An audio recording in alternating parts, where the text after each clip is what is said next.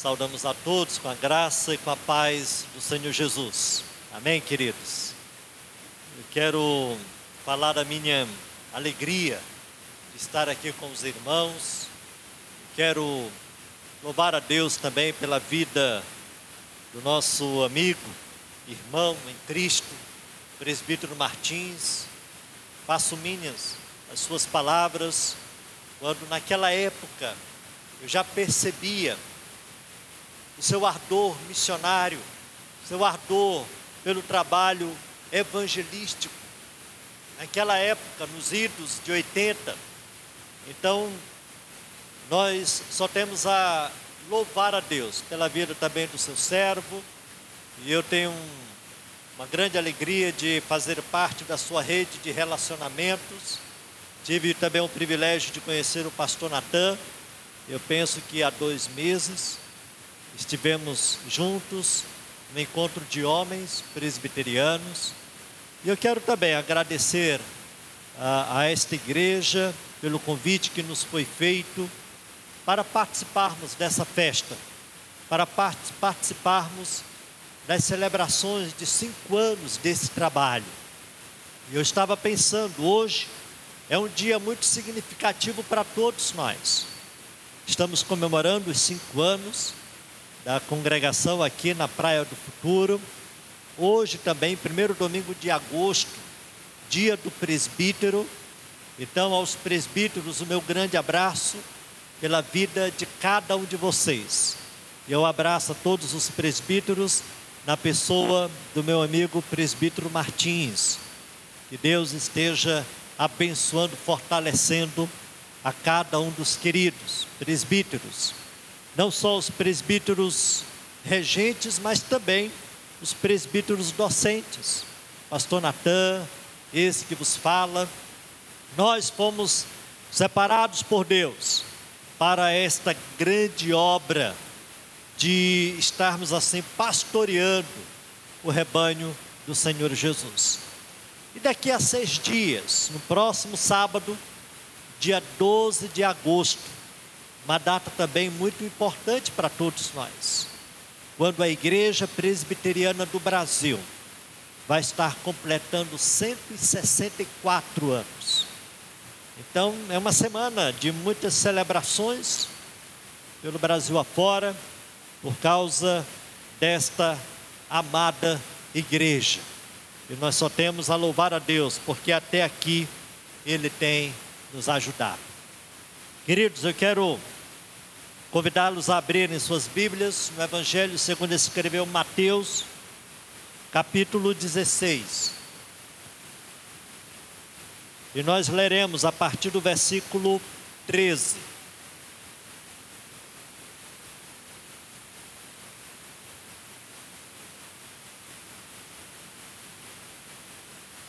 Mateus capítulo 16, do verso 13 até o 18. Eu quero convidar a igreja para se colocar de pé. Queridos, vamos fazer uma leitura em uníssono. Vamos ler a uma só voz, pensando nessas datas comemorativas. Então esse texto veio à minha mente. E eu quero ler esse texto com os irmãos, um texto bem conhecido de todos nós. Sem dúvida alguma, você já ouviu muitos estudos e pregações com base nesse texto. Eu quero convidá-los para lermos juntos. Mateus capítulo 16, do versículo 13 ao 18. Leiamos. Indo Jesus para os lados de Cesareia de Filipe, perguntou a seus discípulos: quem diz o povo ser o Filho do Homem? E eles responderam: uns dizem João Batista, outros Elias, e outros Jeremias, ou algum dos profetas. Mas vós, continuou ele, quem dizeis que eu sou? Respondendo Simão Pedro, disse: tu és o Cristo, o Filho do Deus vivo. Então Jesus lhe afirmou: bem-aventurado és, Simão Bar-Jonas, porque não foi carne e sangue que tu revelaram, mas meu Pai que está nos céus. Também eu te digo que tu és Pedro, e sobre esta pedra edificarei a minha igreja, e as portas do inferno não prevalecerão contra ela. Amém. Mais uma vez, queridos, vamos orar. Senhor amado, nós queremos te louvar pelo grande privilégio de estarmos aqui reunidos em teu nome, Senhor. Muito obrigado porque nós temos tido esta liberdade de estar nos reunindo com o propósito de exaltar e glorificar o teu nome, Senhor. Muito obrigado pela vida desta comunidade.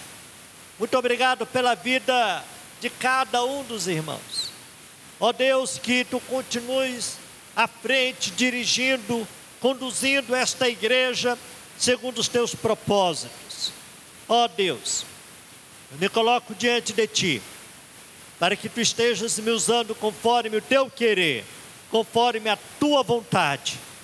Reconheço, ó Deus, as minhas limitações, as minhas faltas, mas o Senhor é um Deus gracioso, e que o Senhor esteja edificando, fortalecendo, encorajando a cada um de nós, pois nós te oramos em nome de Jesus. Amém.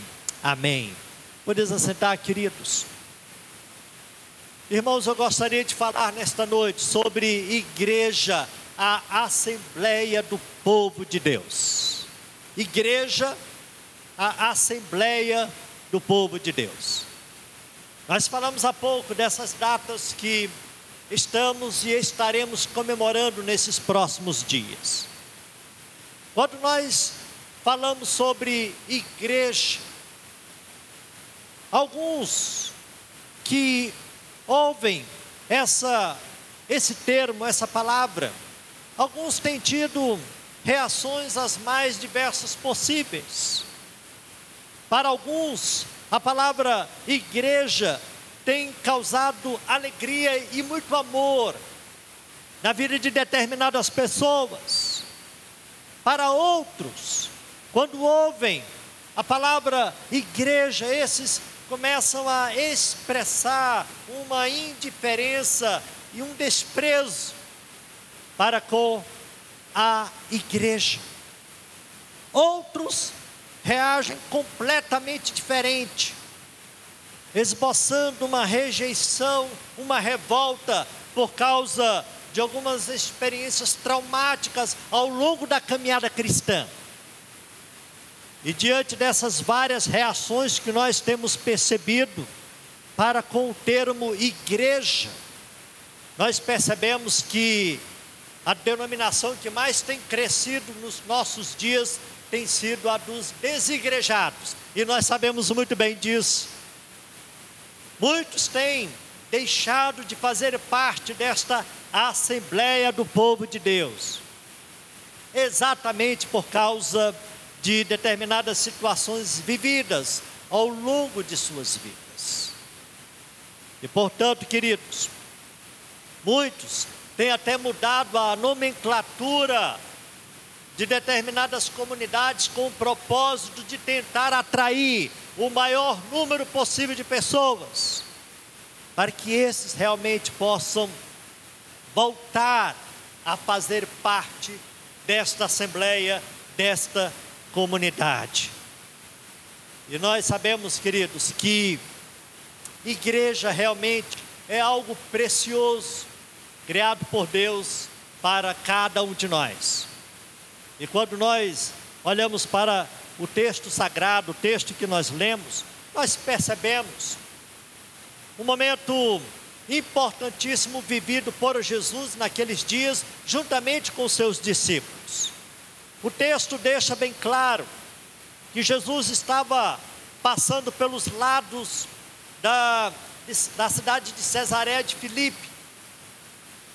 E essa localidade, ela ficava próxima ao Monte Hermon. A cidade de Cesareia de Filipe, ela estava a cerca de 40 quilômetros ao norte da Galileia. Jesus estava passando pelaquela cidade. E quando nós pensamos e analisamos a cidade de Cesareia de Filipe, nós percebemos que era uma localidade predominantemente pagã. Era uma cidade onde o politeísmo, ele imperava naqueles dias. A cidade de Cesareia de Filipe era o centro do culto aos deuses cananeus. Podemos dizer que também naquela localidade, o deus Baal também era cultuado, era adorado. O deus grego Pan. E também Augusto, o primeiro imperador do Império Romano, ele também era cultuado nessa cidade de Cesareia de Filipe. Então daí a gente percebe que era uma cidade que representava um grande desafio para o ministério de Jesus naqueles dias. Juntamente com seus discípulos, Jesus já tinha caminhado com aqueles que foram chamados e alcançados pela graça de Deus já há algum tempo. E nessa ocasião, passando por esta cidade pagã, uma cidade idólatra, Jesus ele faz essa pergunta que é marcante para todos nós.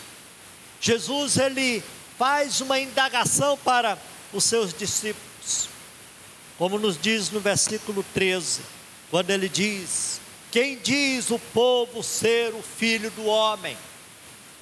Era uma pergunta significativa, queridos, porque muitos já estavam ouvindo as pregações de Jesus naqueles dias.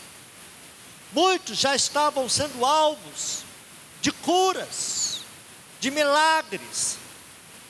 A fama de Jesus já tinha se propagado naqueles dias. Portanto, ele pergunta aos seus discípulos: quem diz o povo ser o Filho do Homem? Então, o apóstolo Pedro, ele começa a responder, representando assim aqueles que estavam ao seu lado. Então, a resposta foi a seguinte: uns dizem que tu és João Batista, outros Elias, ou Jeremias, ou algum dos profetas. E essa resposta ela foi também assim importantíssima para Jesus, porque Jesus ele era identificado como um desses profetas importantíssimos do Antigo Testamento, profetas realmente que tinham sido tremendamente usados por Deus. Podemos dizer que Jesus ele foi comparado como um dos ícones do Antigo Testamento. Mas nós bem sabemos que Jesus ele não ficou contente com essa resposta. Então nesse momento Jesus ele se volta para os seus discípulos e ele pergunta no versículo 15: mas vós, quem dizeis que eu sou?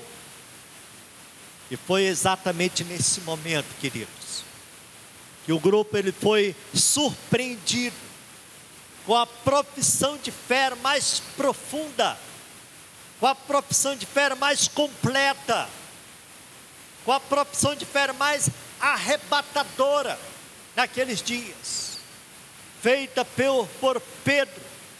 E a resposta foi: tu és o Cristo, o Filho do Deus vivo. Tu és o Cristo, o Filho do Deus vivo.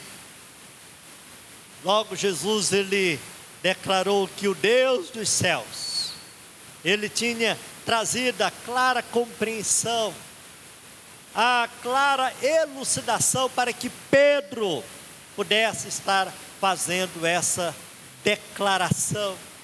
Porque homem algum, queridos, naqueles dias poderia estar fazendo essa declaração se o Espírito Santo de Deus não estivesse usando a sua vida? Então essa resposta, ela realmente chamou a atenção de todos. Porque Pedro declarou com todas as palavras que o Jesus de Nazaré, o filho de um carpinteiro, aquele que tivera nascido de forma humilde, aquele que estava vivendo naqueles dias, esse de fato era o Messias prometido.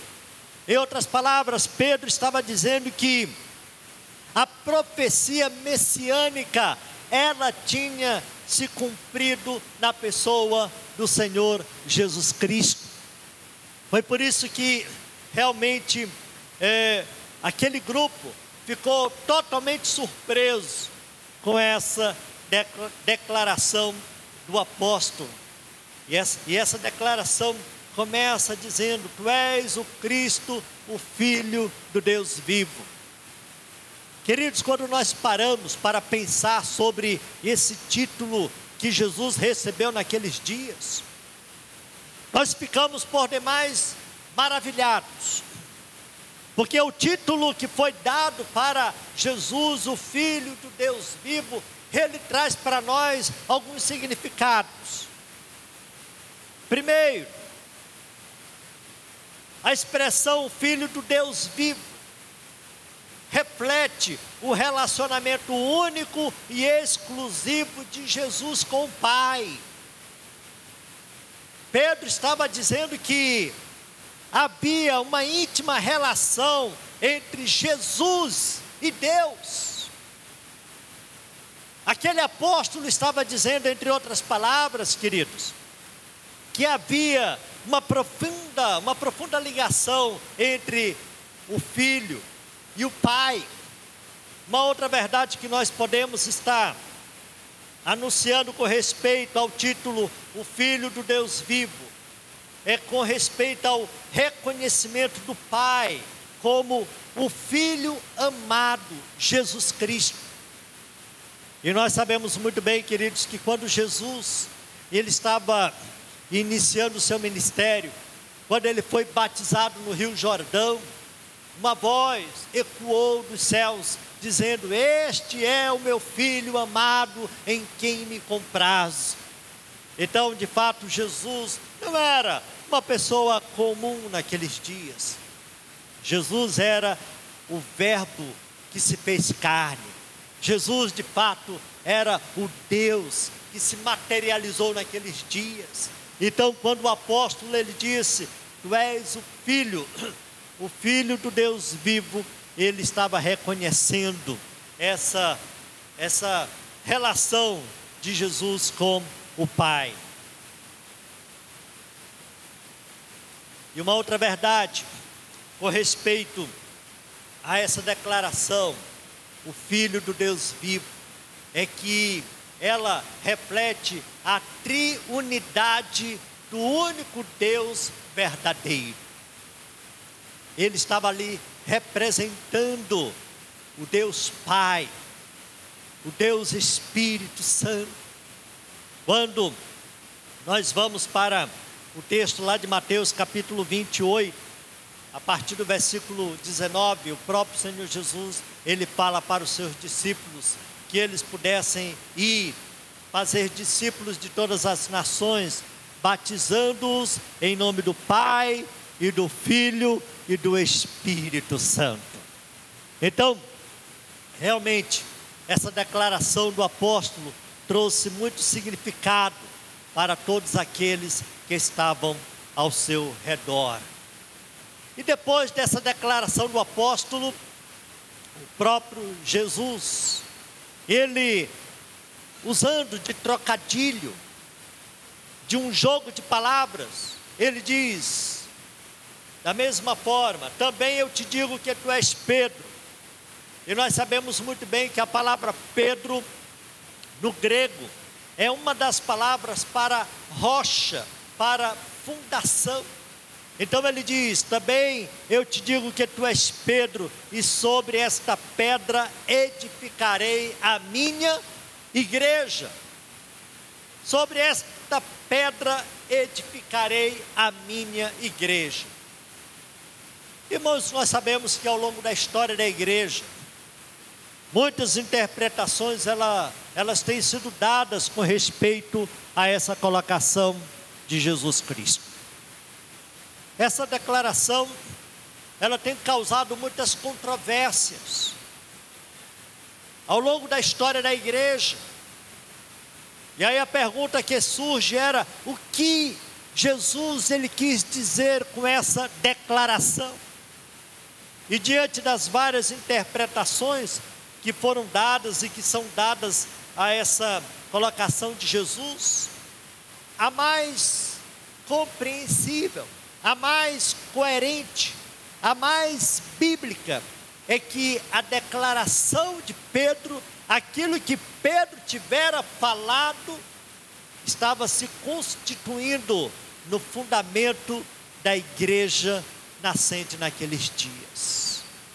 Aquilo que o apóstolo tivera falado estava realmente sendo lançado como uma base, como o alicerce da igreja que estava nascendo naqueles dias. Queridos, é interessante que nesse texto, pela primeira vez, o termo igreja é citado. Nesse texto, como também um pouco mais lá na frente, no mesmo evangelho segundo escreveu Mateus, esse termo é usado. Então, duas vezes esse termo ele é citado nos evangelhos, mais precisamente no livro de Mateus. E aí quando você vai para as epístolas, as cartas do Novo Testamento, por diversas vezes o termo é citado, o termo igreja. Igreja no grego, eclesia, querido, significa aqueles que foram chamados para fora, aqueles que foram escolhidos, aqueles que foram comprados, aqueles que foram separados. Igreja, ela é composta por aqueles que foram selecionados. Veja que Deus, ele escolheu um povo. Deus, ele escolheu famílias e mais famílias, para que pudessem estar formando essa eclesia, chamados para fora, chamados para uma missão. Então, de fato, o termo se refere a um corpo de fiéis, que se uniram e se unirão a Cristo como Senhor e Salvador de suas vidas. Amém, queridos? Aqueles que um dia confessaram a sua dependência, a sua fé no Senhor Jesus, aqueles que um dia reconheceram Jesus como Salvador de suas vidas, esses realmente fazem parte da igreja do Senhor Jesus. Esses realmente fazem parte desta assembleia. Esses de fato fazem parte do corpo de Cristo aqui na terra. Louvado e engrandecido seja o Senhor, irmãos. Então, esse termo é citado no Evangelho duas vezes. E aí, nos outros livros do Novo Testamento, nós percebemos diversas vezes. Queridos, igreja, ela é de fato esse corpo espiritual. Essa igreja, queridos, ela é invisível. Essa igreja, ela é triunfante. Essa igreja, ela é perfeita. Essa igreja, ela é composta por todos aqueles que são de Jesus Cristo, de todas as nações, de todas as tribos, de todos os povos e de todas as línguas. É uma igreja que transpõe todas as barreiras geográficas, como nos diz lá em Apocalipse capítulo 7, versículo 9. E aí quando nós dizemos que esta igreja ela é invisível, é porque ela é essencialmente espiritual. Em sua essência, nós não conhecemos aqueles que de fato foram um dia transformados, nós não sabemos. E nem temos o direito de dizer quem faz parte e quem não faz parte da igreja do Senhor Jesus. Só Deus sabe. Amém, queridos? Só Deus sabe aqueles que fazem parte desta igreja.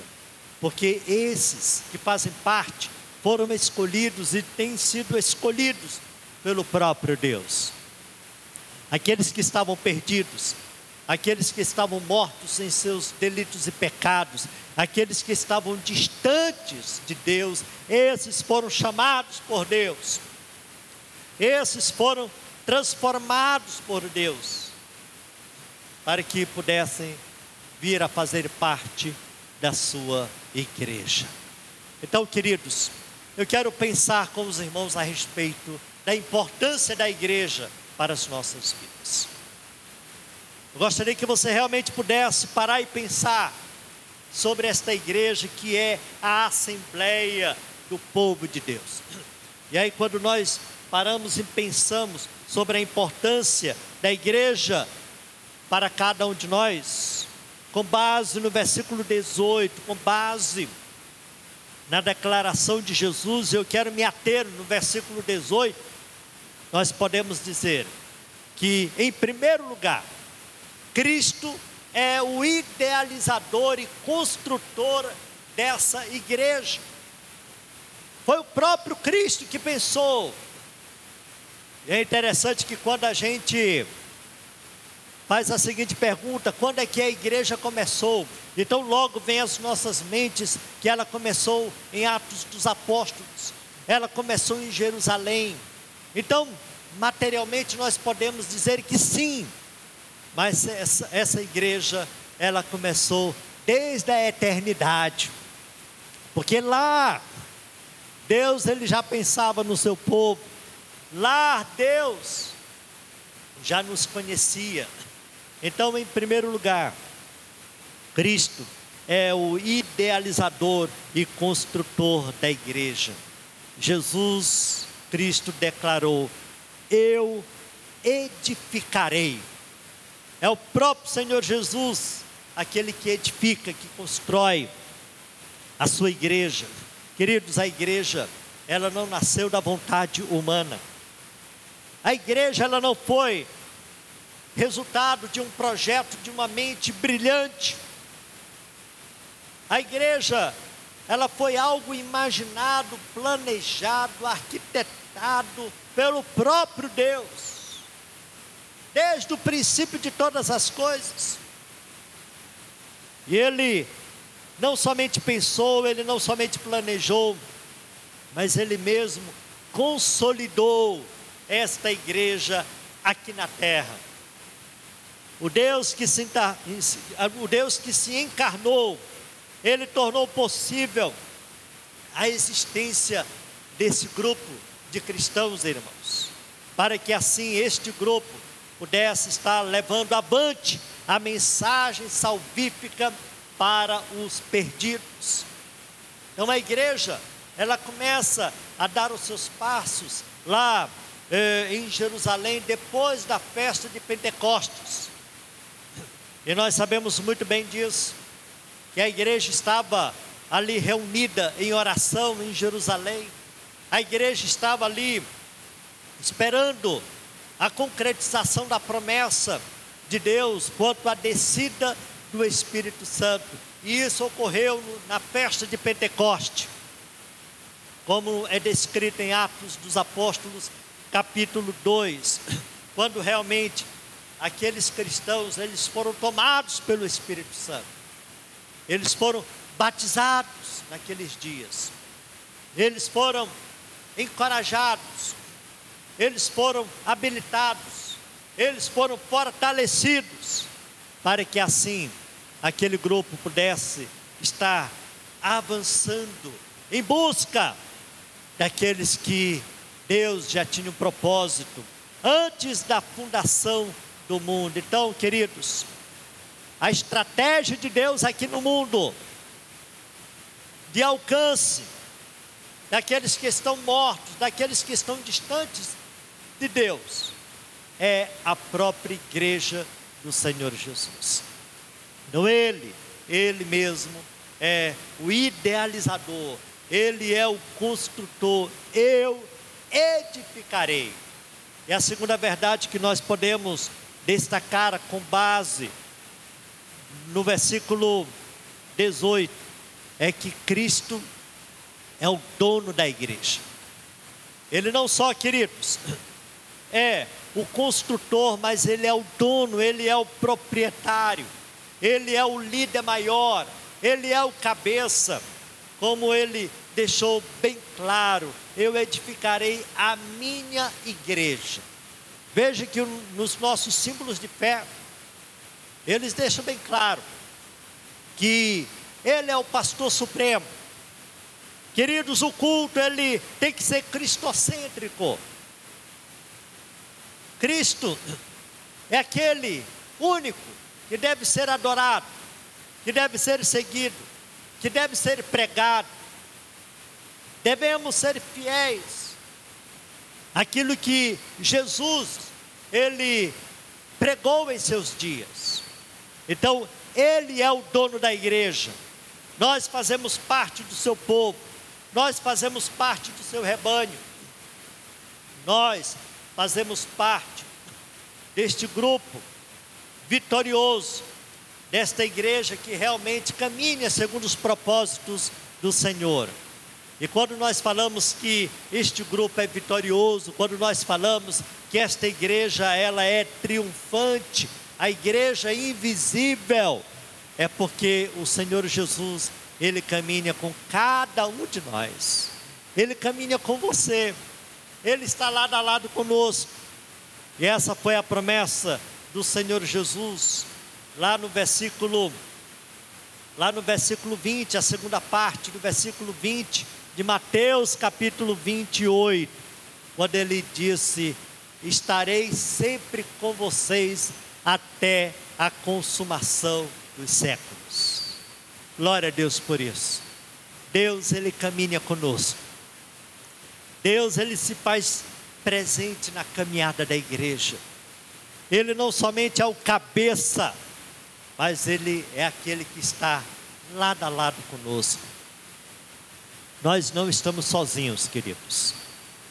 Muitas vezes nós nos sentimos encurralados. Muitas vezes nós nos sentimos abandonados. Muitas vezes nos sentimos caminhando pelo deserto. Mas não importa as circunstâncias, Jesus, Ele caminha com cada um que faz parte da sua igreja. Eis que estarei convosco todos os dias até a consumação dos séculos, até o fim dos tempos. E nós podemos dizer que nós já estamos vivendo os últimos momentos desse fim.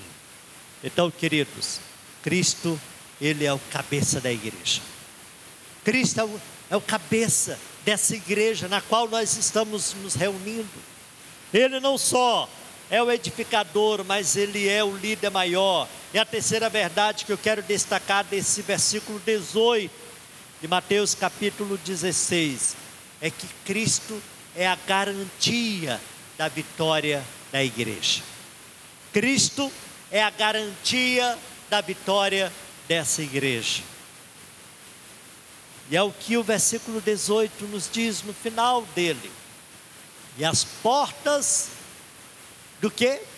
As portas do inferno não prevalecerão contra ela. As portas do inferno não prevalecerão contra ela. Queridos, Jesus ele usa aqui uma figura de linguagem.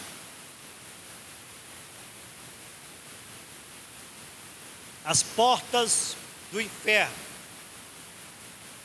E essa figura de linguagem, ela significa literalmente as portas do Hades, as portas da morte.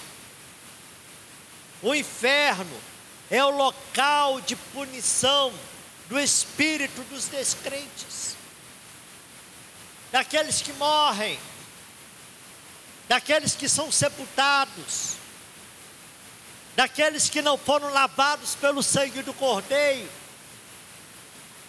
Então, esses realmente partem para a punição eterna. Agora, para que esses realmente sejam condenados, eles adentram a porta do Hades, a porta da morte, para que assim eles possam usufruir daquilo que está reservado para as suas vidas.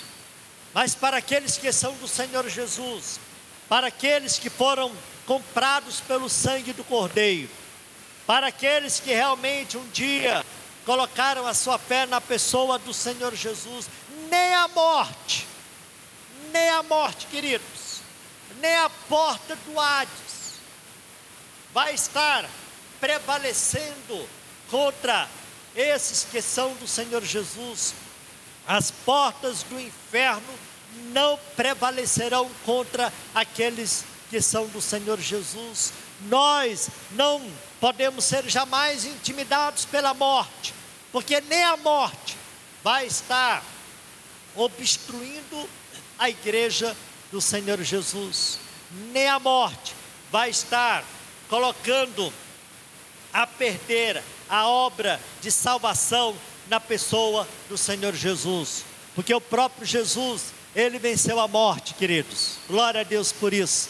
Ele ressuscitou ao terceiro dia. Tentaram aniquilar a obra naqueles dias, mas não conseguiram, e muitas vezes nós ficamos temendo a morte, mas o texto sagrado diz que as portas do inferno não prevalecerão contra ela.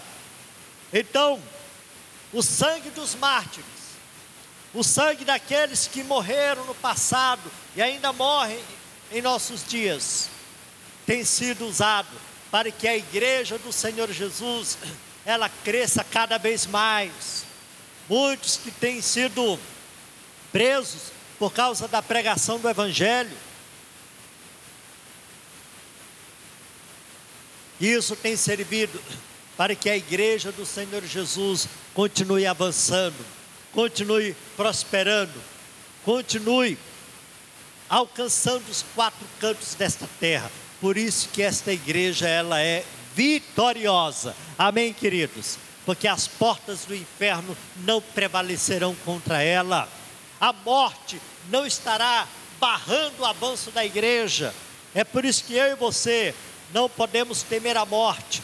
O próprio apóstolo Paulo dizia que para mim o viver é Cristo, e o morrer é lucro. O morrer é lucro, exatamente para aqueles que um dia foram comprados pelo sangue do Cordeiro. Glória a Deus por isso. Então, queridos, nós realmente devemos estar anunciando, propagando essa mensagem salvífica na pessoa do Senhor Jesus, para que muitos ainda em nossos dias possam estar se aproximando desta comunidade, desta assembleia do povo de Deus. As portas do inferno não prevalecerão contra a igreja, exatamente porque Cristo é a garantia da vitória da sua igreja. Queridos, até agora nós falamos sobre um aspecto da igreja triunfante, da igreja invisível, da igreja dos salvos, da igreja que vai reinar com Cristo por toda a eternidade. Mas há um outro aspecto dessa igreja, queridos, é que esta igreja também ela é visível. Esta igreja, ela é física. E aí quando nós nos voltamos para esse outro aspecto da igreja, nós podemos dizer que esta igreja, ela é militante. Esta igreja, ela é imperfeita. Exatamente porque ela é composta por pessoas que ainda estão no processo de santificação. Mas esta igreja física, esta igreja que está presente aqui, queridos, ela reúne os salvos, mesmo que ela seja limitada, mesmo que ela tenha as suas imperfeições, esta igreja tem um papel importantíssimo em nossos dias. E eu gostaria, pensando nesse outro aspecto da igreja, fazer aqui algumas aplicações para mim e para você, que fazemos parte da igreja do Senhor Jesus. A primeira aplicação que eu faço, queridos, pensando sobre a igreja visível, é que eu e você devemos ser gratos a Deus por fazermos parte da igreja do Senhor Jesus. Queridos, é um privilégio quando nós percebemos que um dia fomos atraídos pela graça de Deus para fazermos parte desta igreja, para estarmos nesta assembleia do povo de Deus. Isso deve ser um motivo de alegria para mim e para você, fazer parte desta igreja. Embora a igreja local ela tenha os seus percalços, embora a igreja local ela tenha suas deficiências, suas limitações, e muitas vezes, queridos, nós paramos só para ver os defeitos da igreja.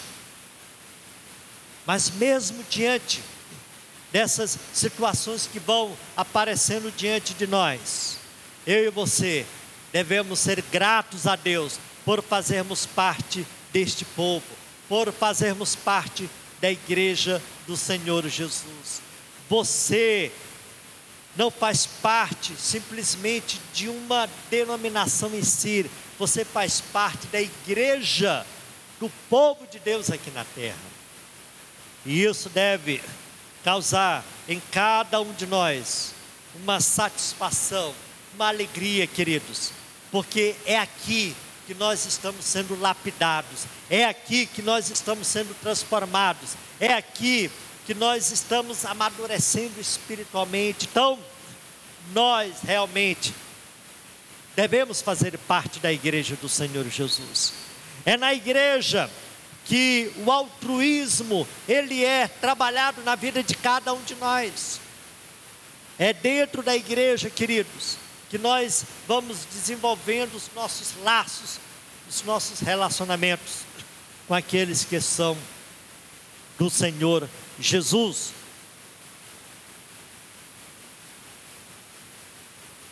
Então eu e você devemos ser gratos a Deus, porque aqui Deus está trabalhando na vida de cada um de nós. Nenhuma igreja online, igreja virtual, deve substituir a igreja presencial. Então, não deixe de fazer parte da igreja do Senhor Jesus, mesmo diante de todas as situações negativas que muitas vezes nós percebemos. Porque a igreja física, a igreja visível, ela tem suas falhas aqui e acolá. Igreja é uma só muda de endereço, queridos. Mas apesar de todas essas deficiências, que eu e você possamos louvar a Deus por fazermos parte da igreja. Que realmente eu e você possamos engrandecer a Deus por fazermos parte deste grupo.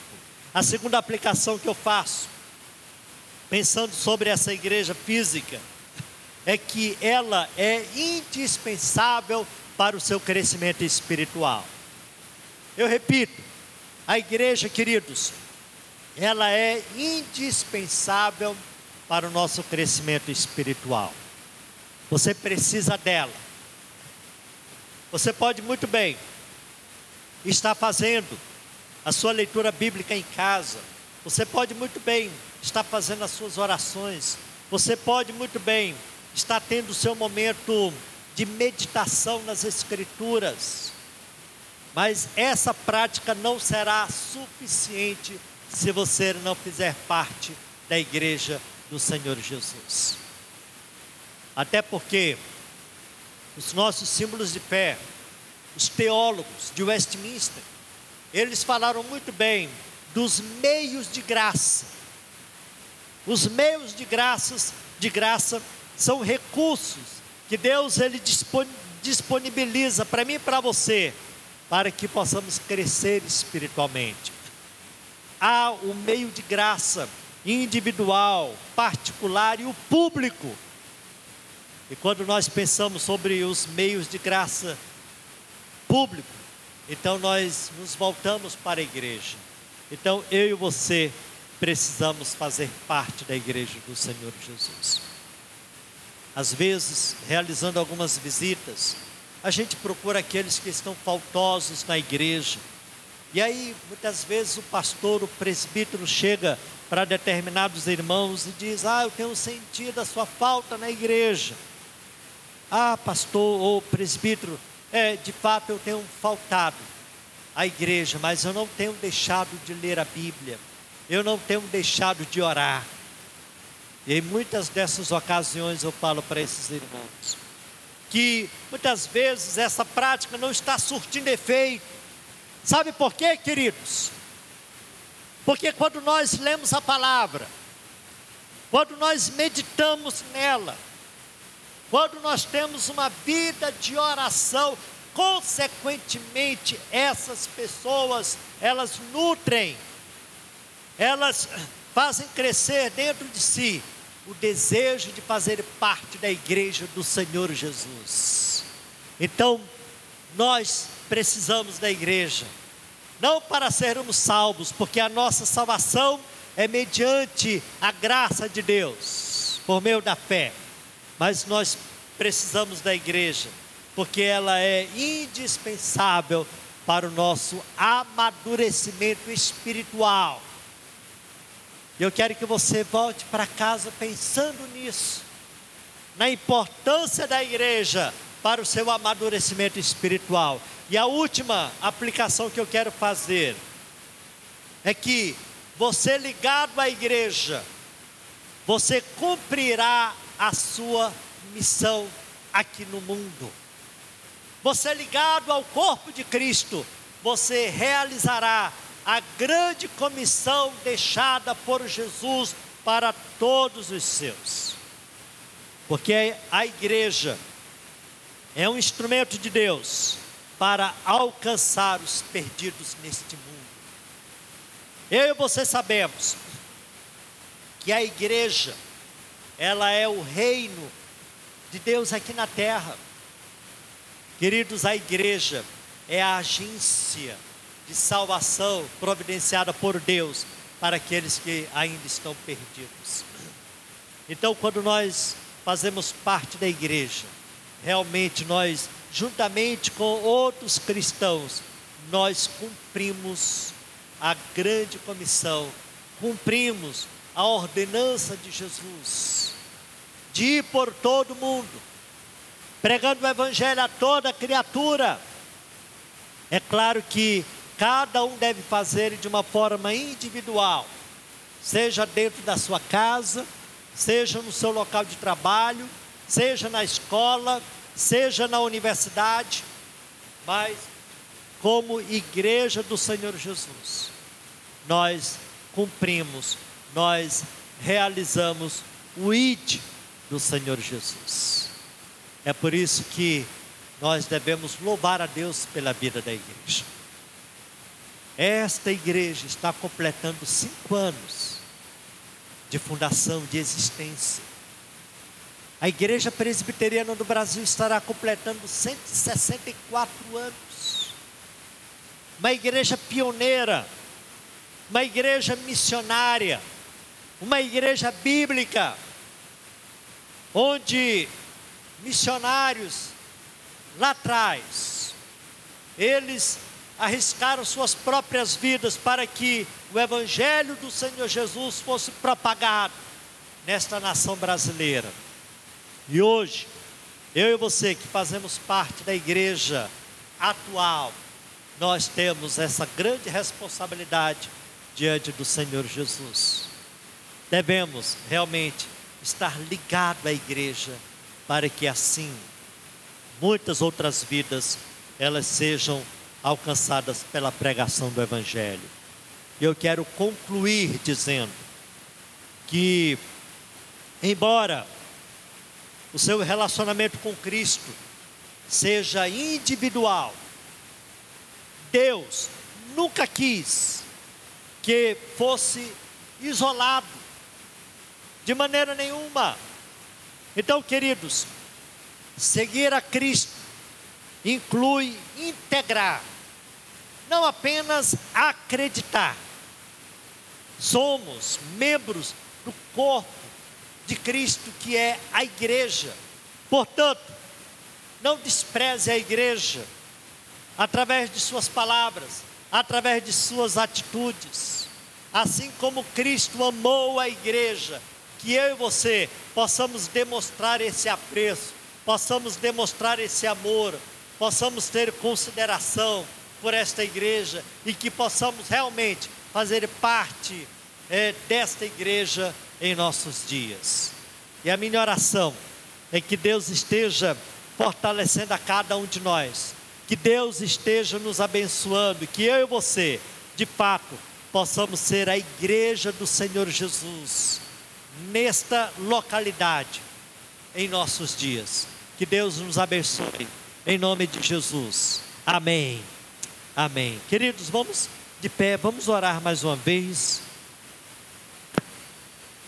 Vamos orar. Eu quero orar pela sua vida. Eu quero colocar a sua vida diante do Senhor. Talvez você esteja desanimado. Talvez você esteja pensando em desistir da caminhada cristã. Eu quero orar por você. Feche os seus olhos nesse momento. Vamos falar com Deus. Coloque a sua vida diante do Senhor. Você foi alcançado, você foi comprado pelo sangue do Cordeiro para fazer parte desta igreja. Que você esteja se colocando diante do Senhor neste momento, renovando o seu compromisso com Ele, renovando a sua ligação com Ele. Oremos neste momento. Senhor amado, nós te louvamos, ó Pai, pela tua graça que um dia nos alcançou. Te agradecemos porque Ele realmente, o Senhor tem sido bom para com cada um de nós. Te louvamos, ó Deus, pelas tuas misericórdias. Te louvamos porque de fato o Senhor tem sido gracioso para com cada um de nós. Ó Deus amado, nós te pedimos que tu tenhas misericórdia de cada um de nós, que tu estejas nos fortalecendo, que tu estejas nos encorajando, que o Senhor esteja diante de cada um de nós, que de fato nós possamos estar nos colocando diante de Ti, para que assim o Senhor esteja usando a cada um de nós. Fortalece o Teu povo, fortalece a Tua igreja, fortalece, ó Deus, esta comunidade que aqui se reúne. Pedimos, ó Deus, por cada família aqui representada, que o Senhor esteja à frente de cada uma delas. Pedimos, ó Deus, pela vida da liderança desta igreja, na pessoa do pastor Natan, que o Senhor esteja conduzindo, que o Senhor esteja à frente destes homens, que o Senhor esteja fortalecendo a cada um deles. Muito obrigado por mais um ano de existência desta igreja. Que o Senhor continue à frente deste teu povo que aqui se congrega. Ó Deus amado, tudo isso nós te pedimos e te agradecemos no nome de Jesus. Amém. Amém.